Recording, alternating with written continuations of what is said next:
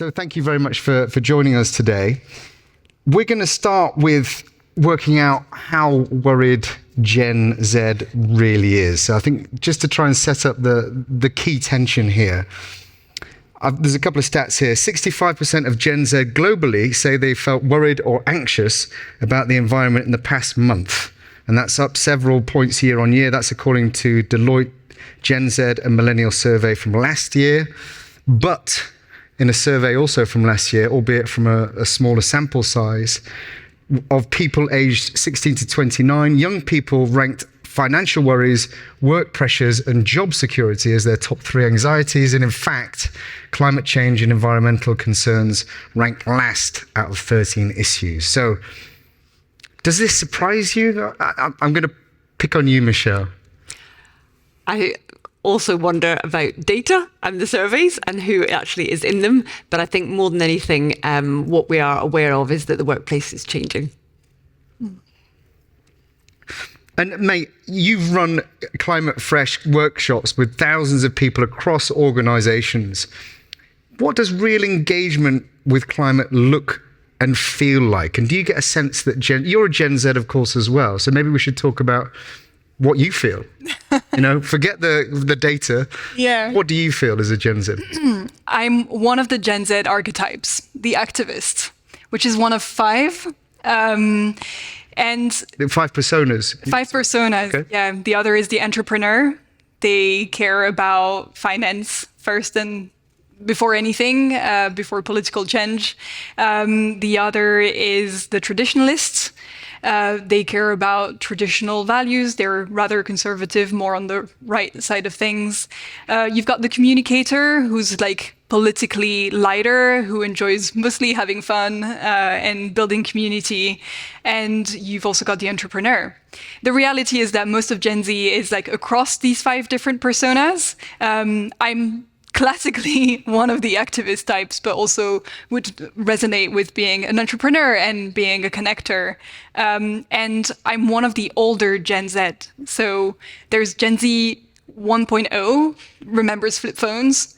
Gen Z 1.5 graduated during COVID and spent a lot of time online. They're rather like very often online. And then Gen Z 2.0, which is the generation no one understands, who sings like 6767 and like the looks maxers, and they're kind of weird, addicted to TikTok probably, and worried about the future, sure, but that doesn't necessarily translate in sustainable behavior, is the main point. Gen Z as a generation is not acting more sustainably than elder generations, but they do bring things to the table that are interesting to work with. Yeah. The kind of like, entrepreneurial mindset, willingness to do things differently.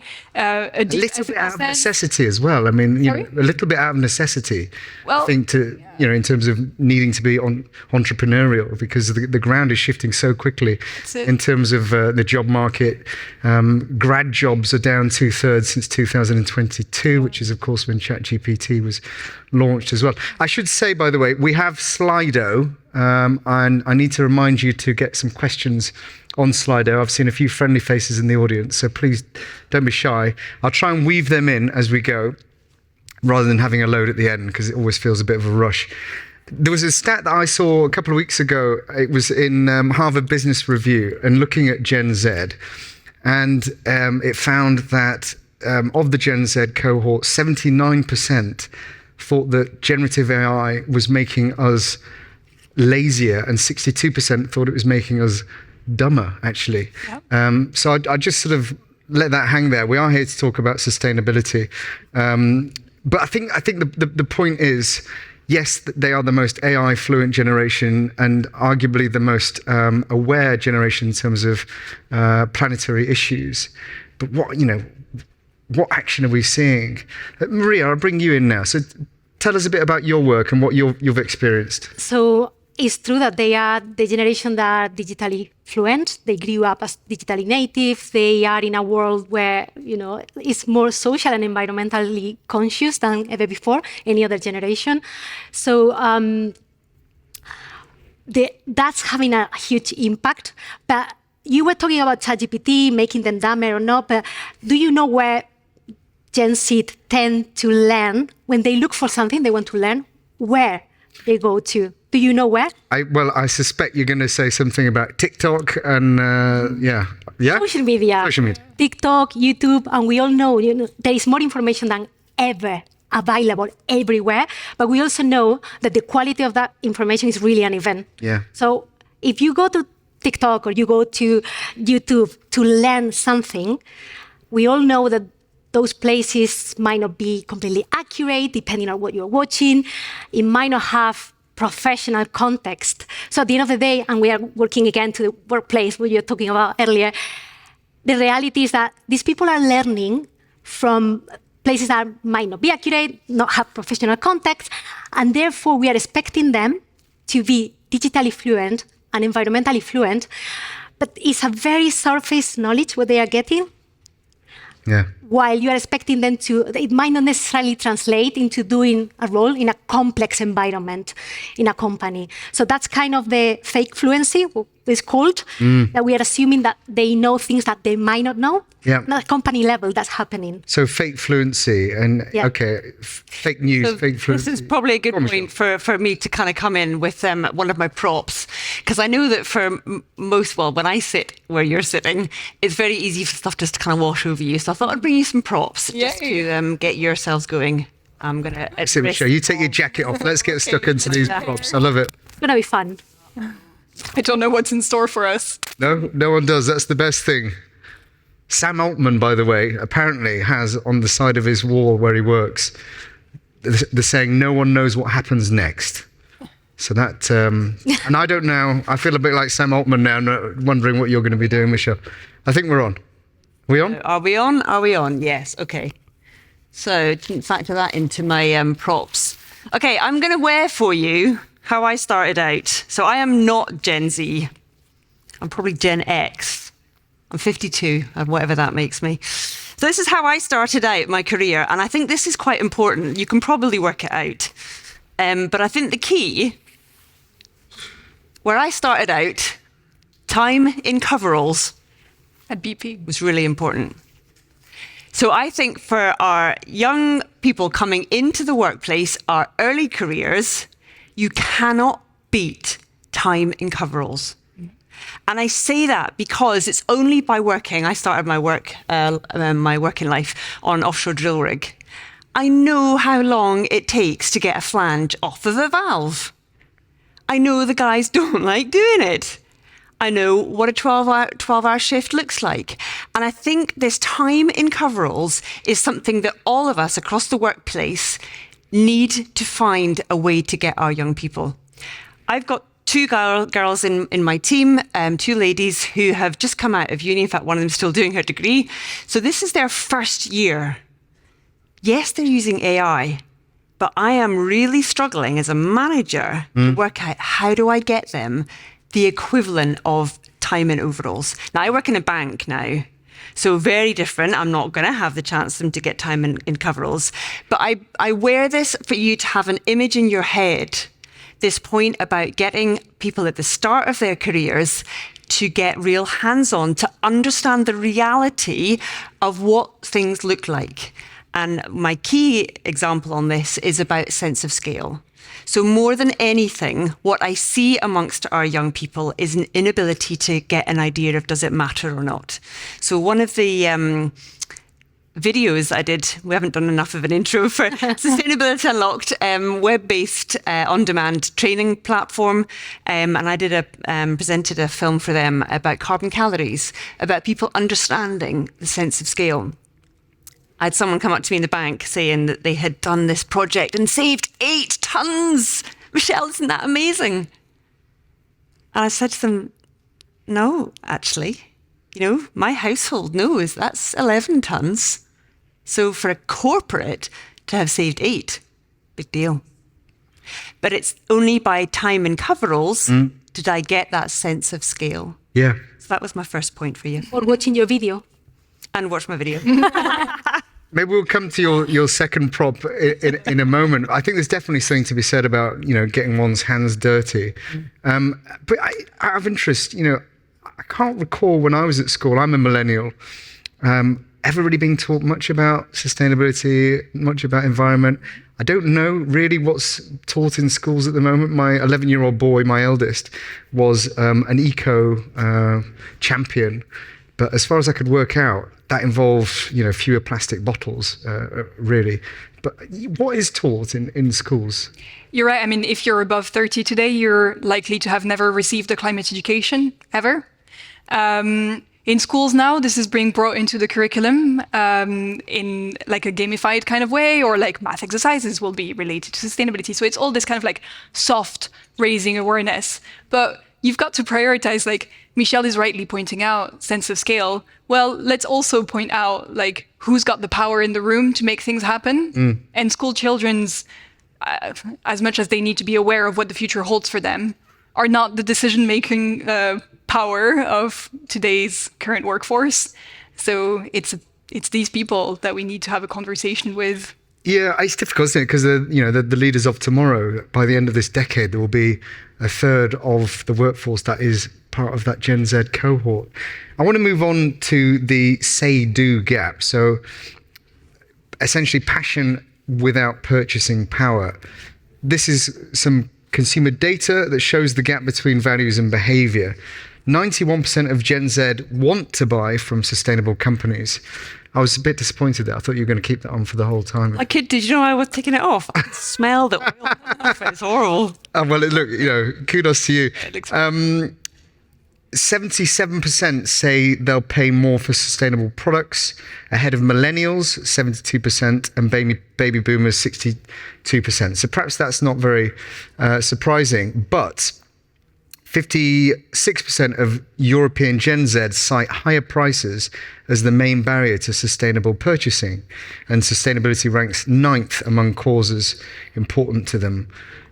So again, what's this showing us? It's showing that Gen Z actually has financial worries, and they are having to be entrepreneurial, and maybe environment is ranked sort of lower down than maybe we think.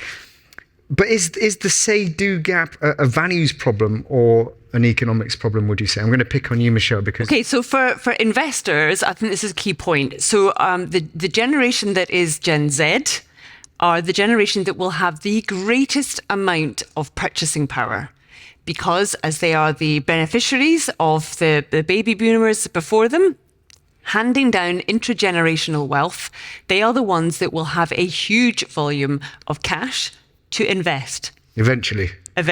Well, but we're starting to see that come through now. Right. So I work in this global bank. We've never heard of it in the UK because it doesn't have a high street here, but it's one of the top 20 banks, one of the 3 Japanese mega banks.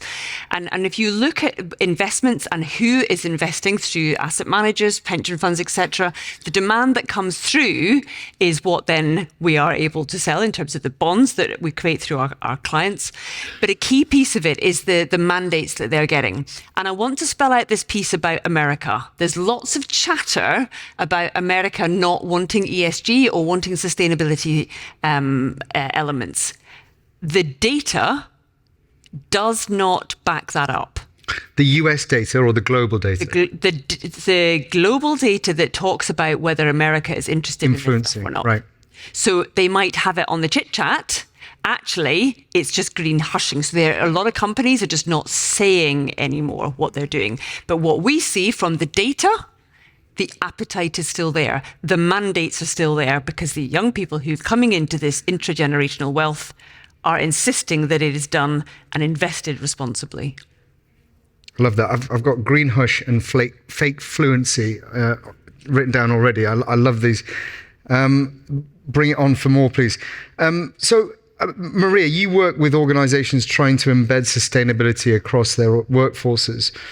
Is the same gap showing up inside companies as it does in consumer behavior?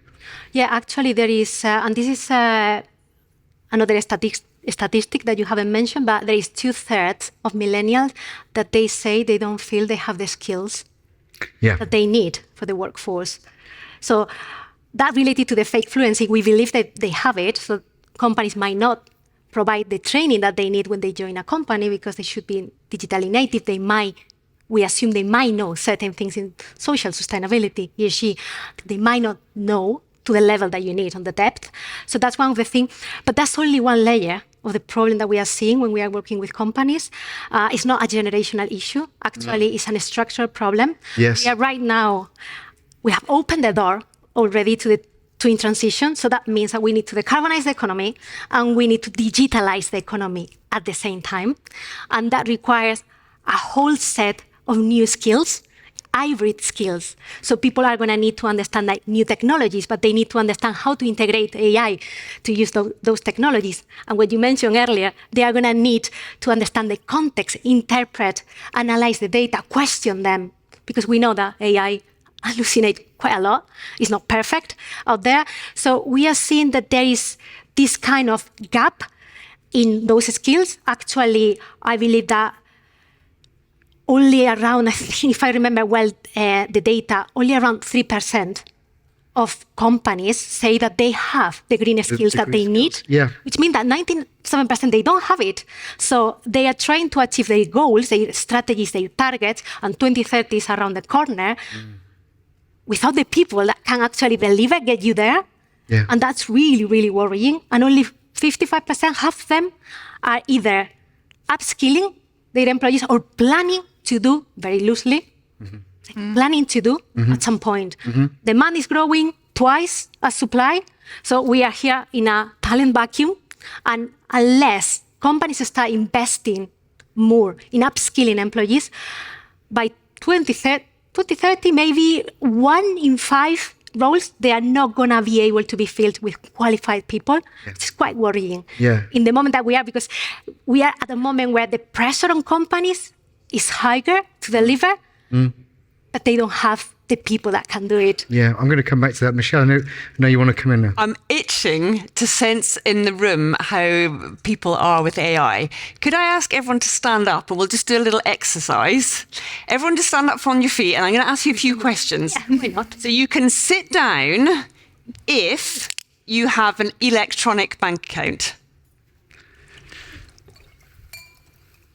Okay. So for those people who are left standing, the next question is, have you ever used an AI tool? Interesting. An AI tool like ChatGPT? Yes, you have. Okay. And then I've forgotten now my third question. You can sit down. But my point being that the fluency there is variable. Now, if we all stand up again. So now you can sit down if you have used Claude.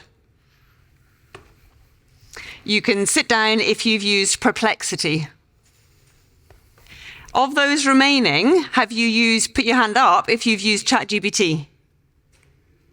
Okay, so pretty good. So then sit down for those using ChatGPT, it's probably an easier way to say it.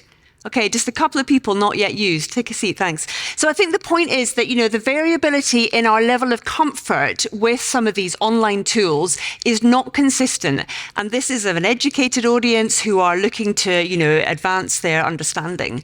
And I think we see that whatever workplace we go in, that the variability in skill sets, people come at this from different perspectives. And that's why I love Sustainability Unlocked so well. They do. Yeah. I like that. I made sure everyone was awake as well. But I think I'm going to ask a question. Who in this room identifies as a Gen Z? Have we got any Gen Zers here? Okay, so quite a few. Okay. Great. Okay. Well, the Slido prompts there. So please ask us some questions. But to your point, to both of your points, I think I took my son this last weekend to the Austrian Alps for the first time. I took him skiing. And I said to him at one point, and just in terms of experiencing something, really understanding something, that the magnificence of being in the mountains. And I said to him, well, I'm doing this now because we might not be able to do it in 20 years' time, really. And that, it dawned on him and he started asking the right questions. So maybe as parents and as leaders in the business setting, we have a duty to, if people can't experience it, to actually allow them people to visualize what the possibility could be. But I think also beyond that, there's a fabulous TED talk by a lady called Julia Dar, D-H-A-R, Julia Dar. And she talks about the way to constructively have conversations. And I think wherever you are at, whether you were standing up or sitting down in my earlier exercise, the point is that there will be other people who don't have your view or your outlook on the world. And I've spent much of my career trying to have debates with people about climate science. I'm a climate science by background, so I've studied it. But that's my reality. My sister-in-law, my brother's wife, doesn't believe in climate change. Ah. You know? And is he a similar age to you? Same age as me. Doesn't believe it. It's not in her faith belief, her faith system. She just doesn't believe it. It's Christmas a bit awkward. And I think Christmas is super awkward. But the point is, what I've learned, rather than coming at her with the data, it's the key point, which is in this TED Talk, which I really encourage you to watch. And it's about this piece about understanding each other. And I think all of us can learn this key phrase. And it is, what can you share that helps me see what you see? Because only by asking that can we get a place where we're understanding where each other comes from and can learn to Well, I think, Mae, a lot of the work that you do is about getting those people together, isn't it? And really workshopping what those issues are.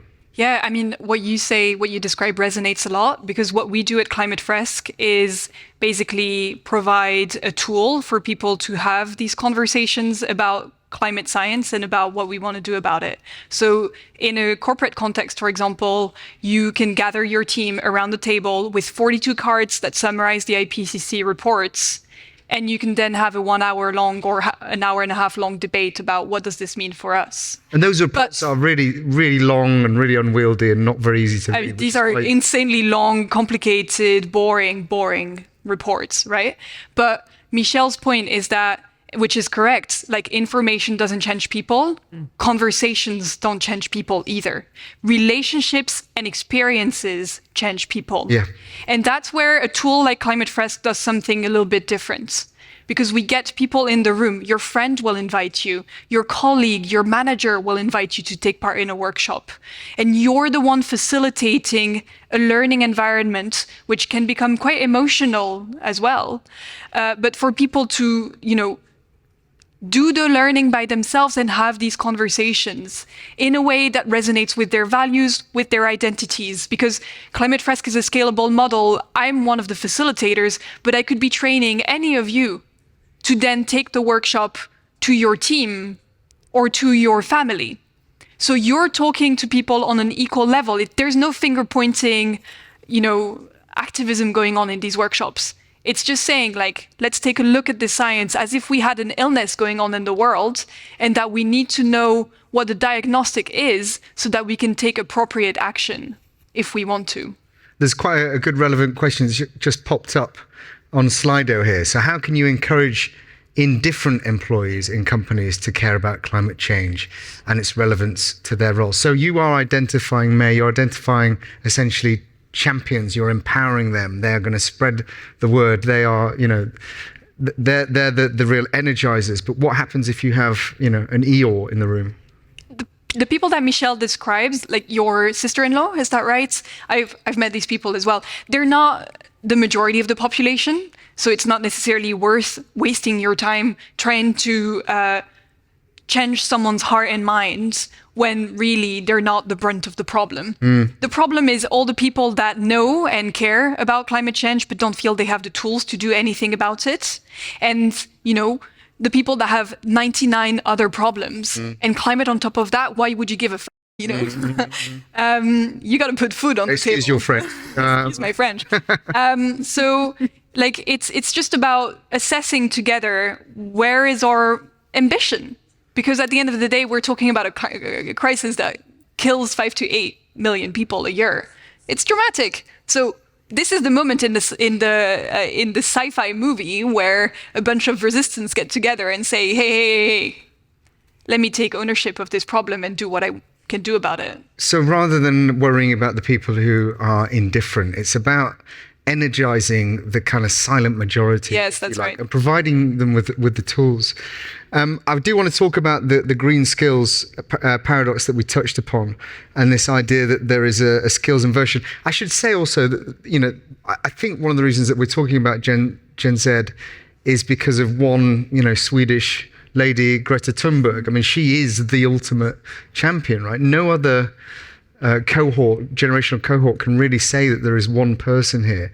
But is Greta Thunberg, is that, is she providing us with false hope or the wrong picture maybe in terms of wider interest in Gen Z? Or maybe we'll come back to that. Let's go back. Let's go to the green skills. I think, Oliver, it's interesting two things that you've said here, like that people don't have the same kind of, they are not starting from the same kind of level. And we see that when we train thousands of people across companies, across all different sectors, entire companies. And we see that some of the times that fake fluency, that we assume that people are starting at the same level, they know the same things. And that's like pretending that you are going to run a marathon and you have a team of people and you have someone that has amazing running shoes, someone that is in flip-flops, barefoot, and you're like, we are going to go there, we are going to cross the end line. Yeah. At the same time, 20, 30 goals that we have, good luck. That baseline, you need to build it. Mm-hmm. Yeah. And if you cannot learn from experience, the best way is to learn from the people that have the experience out on the ground, and that can provide you with that kind of knowledge. Yeah. And that's what is really, really interesting. When you see that baseline, things change. Yeah. It's like you see innovation happening, conversation across departments, and there's this very interesting. Maybe there's a tipping point as well. If there is, that you are their environment where people are talking about it, they are getting there is excited. A tipping point. It's very different because before you have sustainability, as this is just a sustainability department. I don't know what I don't have anything to do with that. What's that? But then when there's this really, really interesting example of Unilever, actually when they were training people, everyone in sustainability, there was this factory worker that because he understood waste, he understood resource efficiency, costs, he was able to come up with one really useful idea that was just tweak a machine that they have that could save tons of paper just by making the sealing of tea bags 3 millimeters smaller. With that simple idea, he saved tons of paper, tons of money for a company, much more sustainable. You cannot get that if the people that has to do that kind of work doesn't have any understanding. It never come up with that idea. So that baseline is really, really important. But we are seeing a shift now, actually. Like before, and many of our clients are financial institutions, there was a big appetite for this kind of baseline. Still, there is, but mainly for onboarding, like new employees that you need to get them up to speed. But now we have maybe 90% of our revenues were coming from financial institutions. Now we are seeing a shift where more companies across other sectors that they have supply chain that are at risk, physical risks, they need to train their employees. And actually, it's becoming more like it needs to be certain skills, need to be functional training. I need to learn the specific things I need to do my job well. So I'm just going to throw a few stats in here. We've got 10 minutes left. We've got a few questions in, so that's great. Global demand for green talent is growing twice as fast as supply. We talked about this before. If current trends persist, half the jobs in the green economy by 2050 will remain unfilled. Workers with green skills are hired 54.6% more often than the wider workforce. This is from LinkedIn, a report from 2 years ago. And the same report said Gen Z will be 1/3 of the global workforce by 2030. 61% want to work in green roles within 5 years, but at current rates, only 1 in 10 will have the necessary skills. There was also a point here about how, so let's talk about this skills inversion then. Is this really happening? Are we getting Gen Zs entering the workforce who know more about the environment or more about AI perhaps than those above them? Quite possibly, but I think we need both. And it's interesting, one of the questions there, how do we equip and incentivize the Gen Z employees to act? I think a key part of it is enabling them to have those conversations. But equally, we need those, I think it's a sort of Gen X thing, to be able to sense check it. And here would probably be a good point for my second prop. Here we go. Borrowed from a friend. I don't even know how you work these. This is my metal detector. also known as a bullshit detector. And I say this because I think we need the older generation to sense check what comes out of AI, that it's not hallucinating. The stuff that I see coming out of some of these AI tools, I keep going back going, no, AI tool, you've got it wrong. That is incorrect. Have another go. We need the bullshit detectors in the older part of the workforce who've got the experience, who've been there before, to maybe ask the question, are you sure about that? What is your data source? Now, if I ask my kids, I've got 2 teenage boys, they come to the dinner table with all sorts of information out of GB News, TikTok, and I keep coming back to this point, what is your source of truth? And yes, for me, I'm looking at something like the IPCC reports, and I do read them. They are big, I get it. And boring. The IEA reports, but it's important to understand what you're looking at and where you're coming from. There are only 2 sources of information in our mainstream media in the UK at the moment that I would class as being truly independent. One of them would be the FT, because it's owned by Nikkei, which is employee-owned, and the other is The Guardian, because they're owned by a trust. Now, I think The Economist is also up there as being one of those sort of good sources of truth.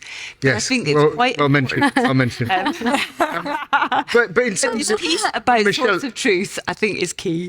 I agree with that, and I think the point here relevant to this is where should Gen Z, where should younger generations get their information about the planet from? You know, they shouldn't really be going to TikTok because they've got the fake influencing. Sorry, go on.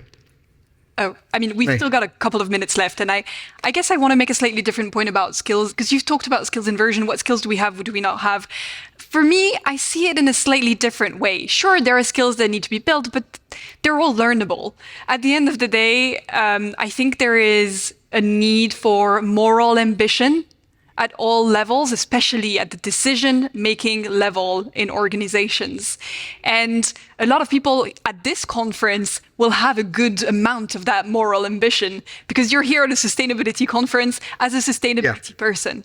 But others, there are a lot of people that have entered the workforce with a healthy dose of idealism and that have lost their way in a system that rewards conformity and business as usual. That's where Gen Z brings a little bit of freshness, perhaps, because we haven't practiced for years doing the same thing. So we need to be thinking really differently, because there's the scale of the problem out there, and the solutions that are being provided by sustainability as usual are not ambitious enough. Yeah, it's interesting you say that, actually, and I get your point about, you know, younger cohorts being more idealistic, perhaps. There's some data here. 70% of Gen Z and millennials consider environmental sustainability important when choosing an employer. 90% or thereabouts in each group say a sense of purpose is important to job satisfaction. That comes from Deloitte from last year, but millennials are actually more likely than Gen Z to walk away from a job offer that conflicts with their ethics. So that's and that's 27% of millennials strongly agree versus 90% of Gen Z. But again, maybe there's a economic conundrum there as well. Maybe these Gen Zs are just starting and can't afford. They have to get into that system and then slowly get eroded. Equally, I would say I've always worked in the kind of the difficult sectors, because I feel that's where I can have most impact. I remember losing friends. After I did my master's, I lost friends when I went into the oil and gas industry. People saying, you know, how could you? And I very much took it as an intentional thing. That's where you can have the greatest impact, you know, other than work, you know, sitting on the inside. Much better to have a seat at the table. I agree. That's why I now work for an engineering consultancy to work with like infrastructure, because that's where there is a material impact. A Trojan horse. And I come from a completely different world of like more comms and like being this kind of like super morally ambitious person or whatnot. But when you talk about like morality, I do agree that, you know, we need a change there as well. But without the capability to deliver, we are not getting anywhere. Because ambition, we've seen with ambition, like some people might argue that we are not ambitious enough, other things that we are too ambitious in sustainability, depending where you look at. But the reality is that we are not getting there, and it's because we don't have the capabilities. If you don't have the people to get where you need to go, doesn't matter how much you want to get there, you will never get. If you want to cross the Atlantic and you don't have the way to cross it, doesn't matter how much you want, you might learn how to build something to get there, but you need that capability to get there. So if the generational debate is actually, a bit of a misnomer, what should leaders be focusing on instead here? Who wants to take that on? Maria? Yeah, I can take that on. So I was talking about that baseline that they need to be. So it's building capabilities, building that tool that is going to help you there to get where you need to get, to miss your, to achieve your targets, your strategy, to innovate, to be even more ambitious with that critical thinking, to also leverage that passion that Generation Z has. And you do that by giving them the tools and the knowledge that they need to have in different aspects. It can be critical thinking, soft skills, but also technical skills, sustainability, hybrid skills, green and digital right now. But also you need to go deeper and you need to go to the next level and give them the skills that they need to do their jobs day to day, which is this more functional training. Like if you are in procurement, you might need to know scope 3 emissions, maybe scope 3.1 emissions. If you're in manufacturing on a company that buy a lot of goods and services, you might need to know about human rights. You might need to know as well about stakeholder, supply chain data, how to engage your stakeholders. But you're in sales, you might need to know how you avoid greenwashing, how you talk about certain things, how you engage with your clients, that they might be interested in certain topics that you need to be comfortable with talking, because this happens a lot. Like in sales conversation, they tend to feel that sustainability is too technical and they don't feel comfortable talking. And you need those conversations to happen that level of comfort, more across a company. So that's what I would say. It doesn't matter how you want to do it, but you need to feel that gap that you have on skills.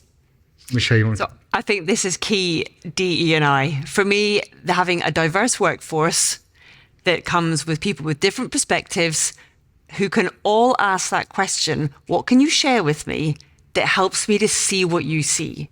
And I think being able to ask that question is key. So as a manager in wherever you work, I think it's incredibly important to be able to set the tone where, yes, you've got a diverse workforce, but also you set the tone that enables people to have those conversations, to bring out the quiet ones in the room. But also, I noticed this very much working in a Japanese organization. In Europe, we tend to work by coming into a room and having a conversation and battling it out. Those from Far East, from Asia, don't like that. And they would much prefer to have something beforehand and being able to put their views in writing beforehand before airing it in public. And I think having that appreciation for different ways of working is also quite key. So to my mind, it is all about DEI. Any final thoughts, Mae? Listen, we can know with some degree of certainty what physical climate risks are going to come. So we know how to prepare. But we don't know when the sustainability transition is going to happen. The IPCC details shared socioeconomic pathways, which are potential scenarios for the futures, for the future. But it doesn't say which scenario it's going to be and when that transition is going to start. So what we need is for decision makers to take a bet on the future that they want to see in the world and the future that they want to bring to life. Because there are only two ways that we can win this transition. Either the world transition and your organization has started its sustainability transition well ahead of time, so you don't need to pay carbon taxes, you're ahead, you've got a new market, you're good, you win. Or the world doesn't transition and you've decided to be a laggard as well, so you're still fine. You haven't closed any areas of your business that were making money and employing people. That's the only two winning scenarios. But the outcome is going to be a very different outcome for the world. That's why I call for moral ambition, because I want everybody to really visualize the future that they want and to go for it all together. I will add to that among these two ways that you mentioned that you can win if the world transition and you transition and you build the capabilities to transition. Because the decision is not only getting you there. Just a point about moral ambition there. I love all this advice, but Rutger Bregman, the Dutch historian, his latest book is called Moral Ambition. And it talks about how there's this Bermuda Triangle of talent. 40% of Harvard graduates, for example, go into one of the 3 points of this triangle, whether it's finance, corporate law, or consultancy. And he argues, how depressing. And technology, by the way, is another 20% on top of that. So 60% of all those top grads are in that area, and hopefully we can instill a bit of moral ambition in our youngsters to focus on stuff that's not in that Bermuda Triangle. I'm just going to acknowledge a couple of comments here. Elliot says the indifference may be more likely on wealth gap or skills gap, not age. Fair point. Good point. Someone else says, all well to support Gen Z, but there are many millennials and Gen Zers being left out of the job market due to ageism. How would Gen Z learn if Gen X ain't there? Also a good point. But for me, in closing, Gen Z's environmental commitment is real, but it is competing with financial anxiety, and passion without skills is not the same as capability. There's so much more work that needs to be done with green skills across the piece, and it's about engaging and activating that silent majority of people who do believe in this. So thank you very much for joining me and my panelists. Please give them a round of applause.